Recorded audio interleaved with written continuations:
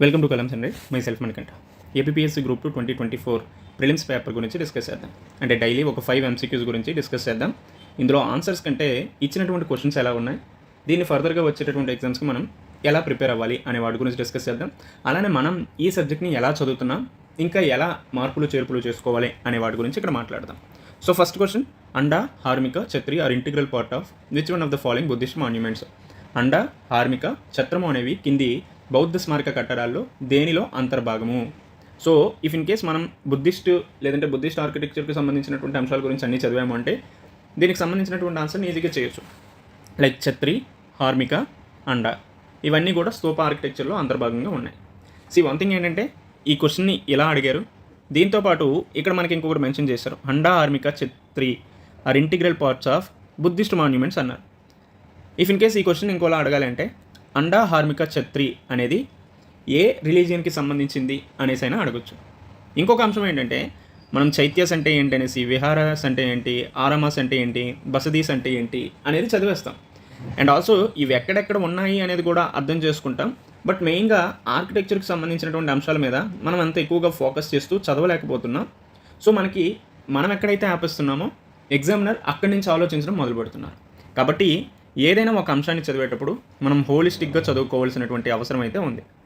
ముఖ్యంగా చాలామంది ప్రజెంట్ ఉన్నటువంటి ఇన్స్టిట్యూట్స్లో పొలిటికల్ హిస్టరీ మీద చాలా ఎక్కువగా ఫోకస్ చేస్తూ చెప్తున్నారు. రాజకీయ సంబంధిత అంశాల మీద ఎక్కువగా మనకి హిస్టరీని టీచ్ చేయడం జరుగుతుంది. ఒకప్పుడు ఈ పొలిటికల్ హిస్టరీకి ఎక్కువగా ప్రాధాన్యత ఉండేదేమో కానీ ప్రజెంట్ ఇప్పుడు సోషల్ హిస్టరీ కావచ్చు, ఎకనామిక్ సంబంధించినటువంటి హిస్టరీ, అలానే ఆర్ట్ అండ్ కల్చర్ వీటి మీద ఎక్కువగా ఫోకస్ చేస్తూ క్వశ్చన్స్ అడుగుతున్నారు. కాబట్టి పొలిటికల్ హిస్టరీ కంటే మనం ఎక్కువగా చదువుకోవాల్సింది ఆ కాలంలో ఉన్నటువంటి సామాజిక పరిస్థితులు, ఆర్థిక పరిస్థితులు, అలానే ఆర్ట్ అండ్ కల్చర్ ఏ విధంగా డెవలప్మెంట్ అయ్యింది, ఇటువంటి వాటి మీద ఎక్కువగా ఫోకస్ చేస్తూ చదువుకోవాలి. సో ఈ క్వశ్చన్ని చూసి మనం ఏం అర్థం చేసుకోవాలి అంటే మెయిన్గా మనం ఆర్కిటెక్చర్ పాయింట్ ఆఫ్ వ్యూలో కూడా చదువుకోవాల్సిన అవసరం ఉంది. మెయిన్గా బుద్ధిజం అంటే మనం ఏం చదువుతాం, బుద్ధిజం సంబంధించినటువంటి ఫీచర్స్, ఎందుకు ఎమర్జెన్సీ అయింది, అందులో ఉన్నటువంటి బౌద్ధ భిక్షువులు ఎవరు, ఇటువంటివి చదువుతాం. ఇఫ్ ఇన్ కేస్ ఈ బుద్ధిజాన్ని ఇంకా మనం ఎక్కువగా చదవాలి అంటే బుద్ధిజంలో కొన్ని సెక్ట్స్ ఉన్నాయి, లైక్ మహాయాన అనేసి, హీనయాన, అలానే వజ్రయాన. ఇందులో మళ్ళీ డిఫరెంట్ టైప్స్ ఆఫ్ సెక్ట్స్ కూడా ఉన్నాయి కదా. ఈ అంశాల మీద కూడా ఎక్కువగా ఫోకస్ చేస్తూ చదవాలి. వీటితో పాటు ఇందులో ఉన్నటువంటి లక్షణాలు ఏంటి అనే వాటి గురించి కూడా మనం చదువుకోవాల్సిన అవసరం ఉంది. సో నార్మల్గా బుద్ధిజం, బౌద్ధ మతానికి సంబంధించినటువంటి అంశాలు చదివేటప్పుడు వీటన్నిటిని హోలిస్టిక్గా కవర్ చేసి చదవాలి.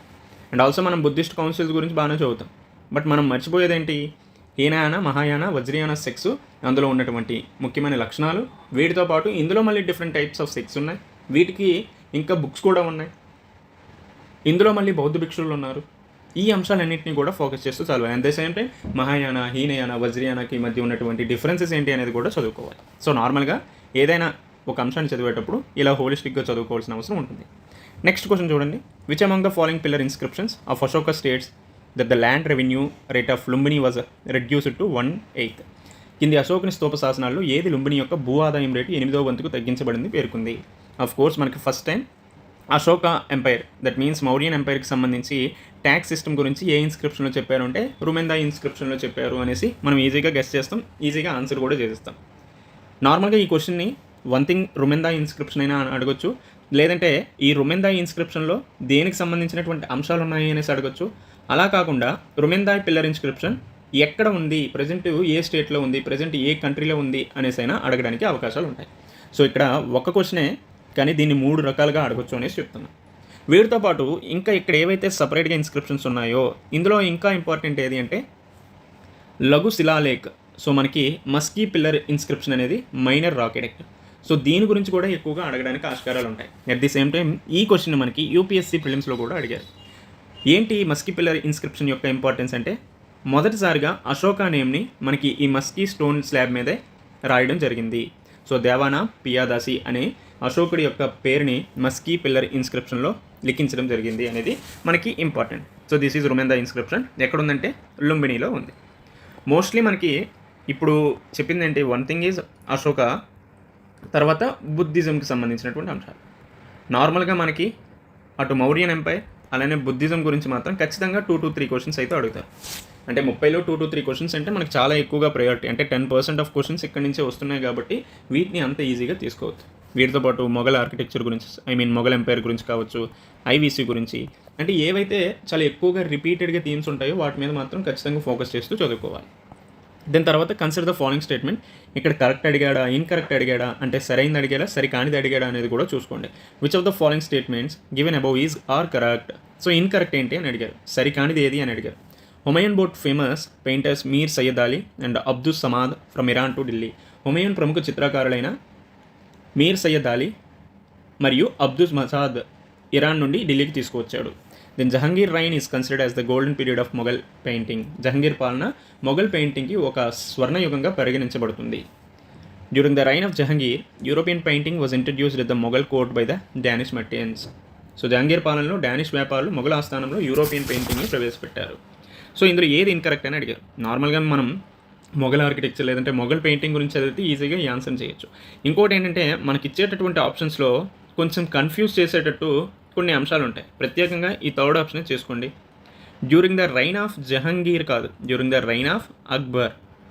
అక్బర్ కాలంలో యూరోపియన్ పెయింటింగ్ని ఇంట్రడ్యూస్ చేశారు. ఎవరు ఇంట్రడ్యూస్ చేశారు అంటే పోర్చుగీస్ వాళ్ళు ఇంట్రడ్యూస్ చేయడం జరిగింది. అంటే ఇక్కడ చూసారా, జస్ట్ నేమ్స్ చేంజ్ చేస్తూ ఇచ్చారు. కాబట్టి మనకి సబ్జెక్ట్ మీద పూర్తి క్లారిటీ ఉంటే ఇటువంటి ఆన్సర్స్ని ఈజీగా చేసేయచ్చు. సో దట్ ఏది ఇన్కరెక్ట్ స్టేట్మెంట్, ఆప్షన్ సి మాత్రమే ఇన్కరెక్ట్ స్టేట్మెంట్. సో సరైనది ఫోర్త్ వన్. దాని తర్వాత which Mauryan officer was the in charge of weights and measures. So పౌతవాదక్ష అనే ఆయన వెయిట్స్ అండ్ మెజర్మెంట్స్కి సంబంధించినటువంటి ఆఫీసర్. వీటితో పాటు మౌర్యన్ అడ్మినిస్ట్రేషన్లో ఇంకా ఏవేవి ఉన్నారు, ఫర్ ఎగ్జాంపుల్ బోర్డ్ ఆఫ్ ఇన్ఫాంట్రీని పదాధ్యక్ష, క్యావెలరీని అశ్వాధ్యక్ష, వార్ చారియట్స్ని రథాధ్యక్ష, వార్ ఎలిఫెంట్స్ని అష్టాధ్యక్ష అంటారు.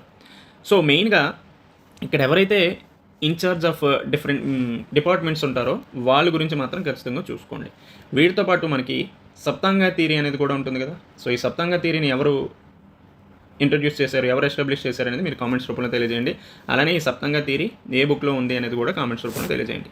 సో ఈ సప్తాంగ థియరీలో ఉన్నటువంటి అంశాలు ఏంటి, ఈ అంశాలు కూడా మనకి చాలా ఇంపార్టెంట్. ప్రత్యేకంగా మౌర్యన్ అడ్మినిస్ట్రేషన్, మౌర్యన్ ఎంపైర్ అనేది మనకి చాలా చాలా ఇంపార్టెంట్ ఎగ్జామ్ పర్స్పెక్టివ్లో. తర్వాత ఇంకొక ఇంపార్టెంట్ అంశం ఏంటంటే Romaka Siddhanta written by Varahamihira deals with astronomy. ఇక్కడ మళ్ళీ చూడండి, మనకు ఒకే క్వశ్చన్ని 3-4 రకాలుగా అడగొచ్చు అనేసి ఎగ్జామినరే మనకు ఒక హింట్ ఇస్తున్నాడు. వన్ థింగ్ ఈజ్ రోమక సిద్ధాంత అనే బుక్ని ఎవరు రాశారు అనేది ఒక బిట్టు, వరాహమిహిర రాసినటువంటి బుక్స్ ఏంటి అనేది ఇంకొక బిట్టు, అలానే రోమక సిద్ధాంత అనే బుక్ దేనికి సంబంధించింది అనేది మనకి ఇక్కడ అడగడం జరిగింది. సో ఇదొక బిట్టు. ఒకే ఎంసీక్యూని మనకి తిప్పి అడగాలంటే ఇలా అడగడానికి ఆస్కారాలు ఉంటాయి. సో ఇంకోటి ఏంటంటే మనం ఏ బుక్ ఎవరు రాశారు అనేది చదువుతూనే ఆ బుక్ దేనికి సంబంధించింది అనేది కూడా చదువుకోవాలి. దీంతోపాటు ఆ బుక్ ఏ లాంగ్వేజ్లో రాసడం జరిగింది అనేది కూడా చదువుకోవాలి. నార్మల్గా ఇలా హిస్టరీ పాయింట్ ఆఫ్ వ్యూలో బుక్స్ గురించి కూడా చదువుకోవాలి. వీటితో పాటు వీళ్ళకి కాంటెంపరీగా ఉన్నటువంటి కింగ్స్ ఎవరు అనేది కూడా చూసుకోండి. ఫర్ ఎగ్జాంపుల్ ఇప్పుడు మనకి పులకేశి 2లో ఎవరున్నారు, హర్షవర్ధన ఎంపైర్లో ఉన్నటువంటి పోయిట్ ఎవరు, పులకేశి 2 ఎంపైర్లో ఉన్నటువంటి పోయిట్ ఎవరు, ఇలా వాళ్ళకి సంబంధించినటువంటి కాంటెంపరీస్ గురించి మ్యాచ్ ద ఫాలోయింగ్ అనేది కూడా అడగడానికి ఆస్కారం ఉంటుంది. కాబట్టి నార్మల్గా పోయిట్స్ గురించి చదివేటప్పుడు ఇలా చదువుకోవాల్సిన అవసరం అయితే ఉంది. సో ఇలా మనం డైలీ ఒక 5 MCQs గురించి డిస్కస్ చేద్దాం. మీకు ఏమైనా డౌట్స్ ఉంటే కామెంట్స్ రూపంలో తెలియజేయండి. Thank you.